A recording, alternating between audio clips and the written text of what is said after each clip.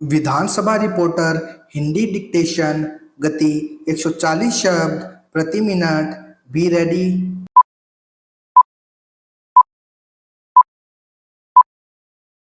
Start. Doctor एक चिकित्सा व्यवसायी है जो स्वास्थ्य की जांच पड़ताल करता है और किसी व्यक्ति की मानसिक या शारीरिक स्वास्थ्य से संबंधित मुद्दों से जुड़ी परेशानी को दूर करता है। डॉक्टर समाज का अभिन्न अंग है। विभिन्न प्रकार की स्वास्थ्य समस्याओं का इलाज करने के लिए डॉक्टर विभिन्न क्षेत्रों में विशेषज्ञ है।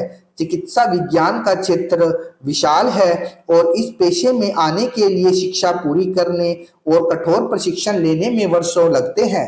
डॉक्टरों को हमारे समाज में एक उच्च दर्जा दिया गया है। चिकित्सा पेशे को सबसे अच्छे व्यवसायों में से एक माना जाता है। यह एक व्यवसाय भी है जो अच्छी आय कमाने में मदद करता है। किसी भी समाज के लिए डॉक्टर आवश्यक है। उन्हें जीवन का उद्धारकर्ता माना जाता है। हमारे दैनिक जीवन में हम अक्सर उन स्वास्थ्य समस्याओं का सामना करते हैं जो हमारी समझ से बाहर है। हमें इन समस्याओं को समझने और इसे ठीक करने के लिए डॉक्टर से मदद की जरूरत होती है। मेडिकल हस्तक्षेप के बिना स्थिति खराब हो सकती है। इस प्रकार डॉक्टरों को जीवन सौहार्द माना जाता है। वे चिकित्सा विज्ञान के अध्ययन में अपने जीवन के कई साल लगाते हैं।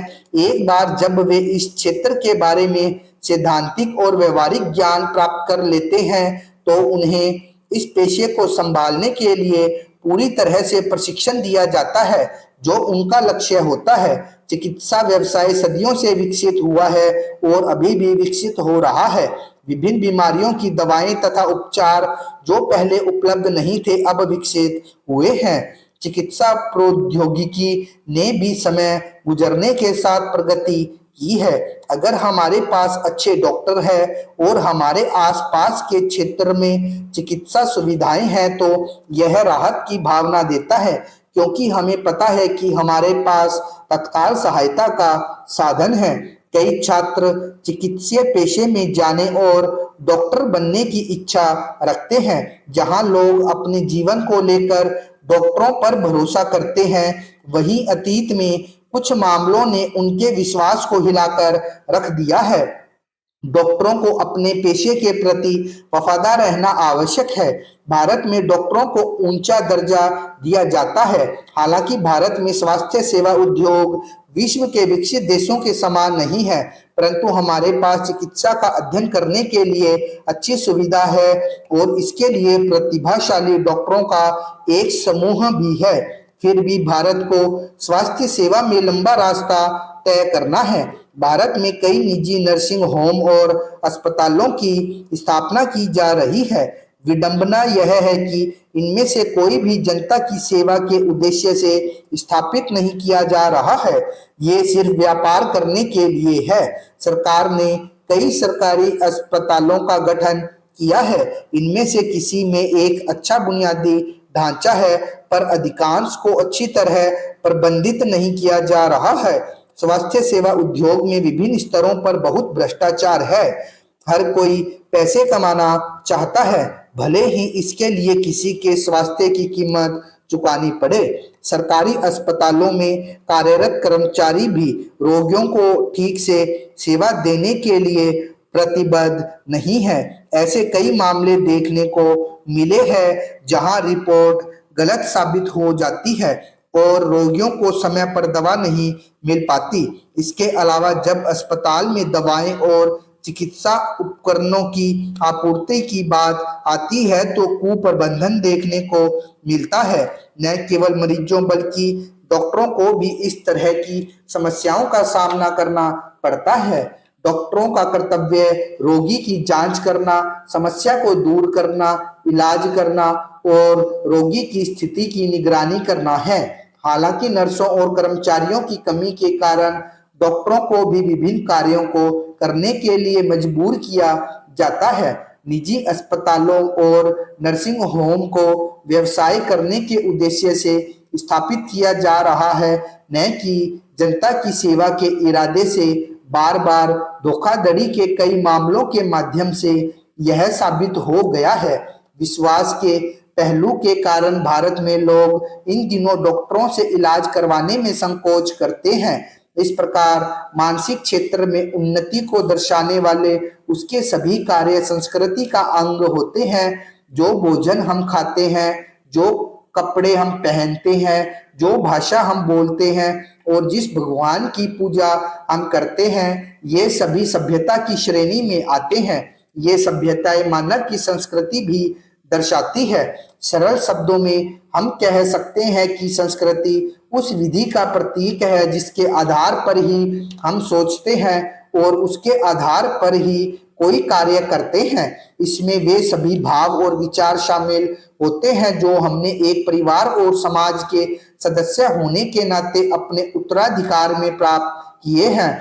एक समाज के सदस्य होने के रूप में मानवों की सभी उपलब्धियां उसकी संस्कृति से प्रेरित कही जा सकती है।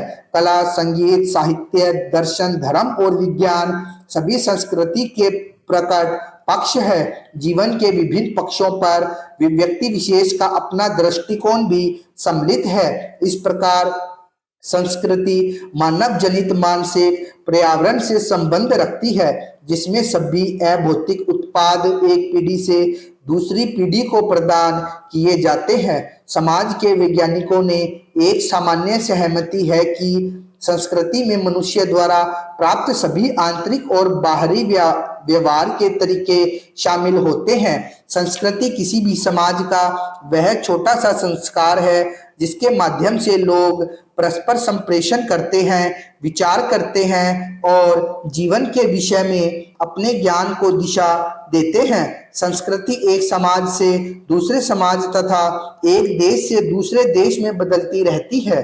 इसका विकास एक सामाजिक अथवा राष्ट्रीय संदर्भ में होने वाली ऐतिहासिक एवं ज्ञान से संबंधित प्रक्रिया व प्रगति पर आधारित होता है। संस्कृति हमारे जीने और सोचने की विधि में हमारी आंतरिक प्रकृति की एक अभिव्यक्ति है। यह हमारे साहित्य, धार्मिक कार्य और आनंद प्राप्त करने के तरीकों में देखी जा सकती है। संस्कृति के दो उपविभाग होते हैं, भौतिक और अभौतिक। भौतिक संस्कृति उन विषयों से जुड़ी है जो हमारी सभ्यता है। हमारे जीवन के भौतिक पक्ष इस सभ्यता से संबंधित होते हैं।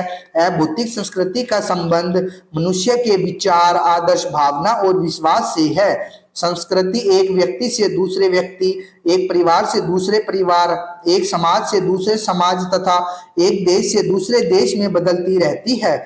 इसका विकास एक सामाजिक अथवा राष्ट्रीय संदर्भ में होने वाली ऐतिहासिक एवं ज्ञान से संबंधित प्रक्रिया व प्रगति पर निर्भर होता है।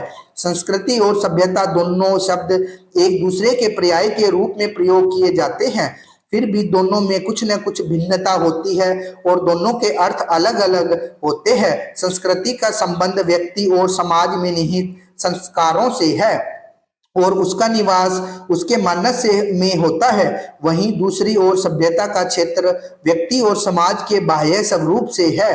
सभ्य का शाब्दिक अर्थ है जो सभा में सम्मिलित होने योग्य हो। इसलिए सभ्यता ऐसे सभ्य व्यक्ति और समाज के सामूहिक स्वरूप को आकार देती है। सभ्यता का अर्थ है जीने के बेहतर तरीके और कभी कभी अपनी आवश्यकताओं को पूरा करने के लिए अपने समक्ष प्रकृति को भी झुका देना। इसके अंतर्गत समाजों को राजनीतिक रूप से सही ढंग से परिभाषित वर्गों में संगठित करना भी शामिल है। इस प्रकार कुछ वर्ग अपने आप को अधिक सभ्य समझते हैं और दूसरों को हीन भावना से देखते हैं। मैं चाहता हूं कि अभी से ऐसे कदम उठाए जाएं कि देश भर में हिंदी के माध्यम के द्वारा यह कार्य सुचारू रूप से चलने लगे। हमें कुछ आंकड़े दिए गए थे, उसमें बतलाया गया है कि प्रेस इंफॉर्मेशन ब्यूरो में हिंदी विभाग के 16 कर्मचारी हैं। मैं मंत्री महोदय को बतलाना चाहता हूं कि 16 वर्ष पूर्व भी इतने ही कर्मचारी थे। इसमें कोई प्रगति नहीं हुई है। उर्दू विभाग में 4 सूचना अधिकारी है और हिंदी में केवल 1, जबकि अंग्रेजी में 15-20 सूचना अधिकारी मुकर्रर है। जबकि हिंदी का इतना बड़ा काम हमारे देश में हो रहा है, हर काम हिंदी से हो रहे हैं। अध्यक्ष महोदय, मैं तो आपको बधाई दूंगा कि आपकी लोकसभा में हिंदी के काम में बहुत उन्नति हो रही है और अगले सत्र से हिंदी और अंग्रेजी दोनों में आप साथ साथ साथ अनुवाद दिलाया करेंगे। अगर इस काम में सूचना मंत्रालय पिछड़ा बना रहे अपनी भाषा संबंधी नीति के संबंध में, तो यह बड़ा असंतोषजनक, आश्चर्यजनक तथा दुखदायी होगा। स्टॉप।